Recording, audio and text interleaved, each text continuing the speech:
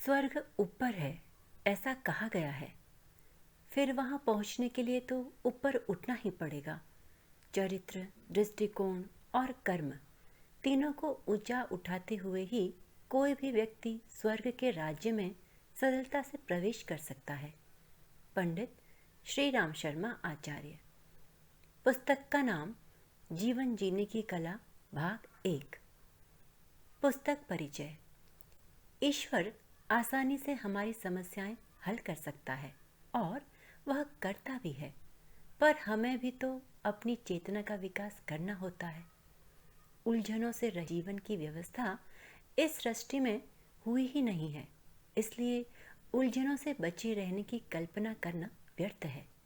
बल्कि यह सोचना चाहिए कि आए दिन आने वाली समस्याओं को सुलझाने का सही तरीका क्या है।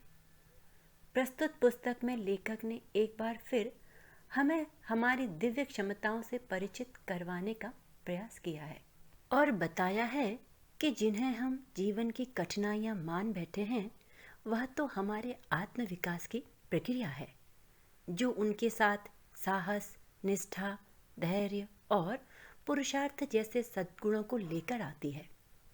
गीताकार ने तो इन्हें दैवी संपत्ति कहा है। पर अब प्रश्न यह उठता है कि इस खजाने के होने के बाद भी मनुष्य दीनहीन सा जीवन क्यों जी रहा है।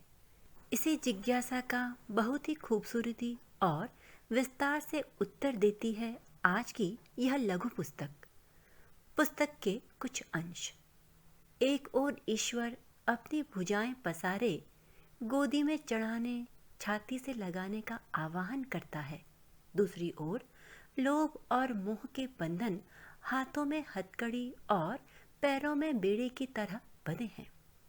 पीछे लौटें, जहाँ के तहाँ रुके रहें या आगे बढ़ें, यह तीनों प्रश्न ऐसे हैं जो अपना समाधान आज ही चाहते हैं। अनिर्णय का असमंजस जागृत आत्मा के लिए क्रमशः असहज बनता जा रहा है। सुख शांति की आकांक्षा आंतरिक उत्कृष्टता के सहारे पूरी होती है। साधनों की मृत तृष्णा में भटकने से तो थकान और खीज ही पल्ले पड़ती है।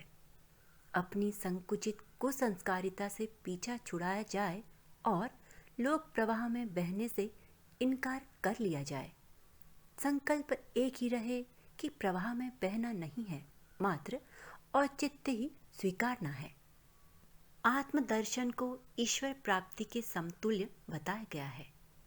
प्रत्येक व्यक्ति में महान बनने की संभावना बीज रूप में विद्यमान है। प्रशिक्षण और अभ्यास के द्वारा उनका विकास किया जा सकता है। विचारशीलता ही मनुष्य की एकमात्र निधि है। मनुष्य की वास्तविक सत्ता बाहर नहीं, भीतर है। पेड़ की जड़ें जमीन के भीतर धंसी हुई होती हैं, वह दिखती नहीं, फिर भी पेड़ का समग्र पोषण उन्हीं पर निर्भर करता है। पुस्तक के कुछ बिंदु। मनुष्य से महान और कुछ नहीं।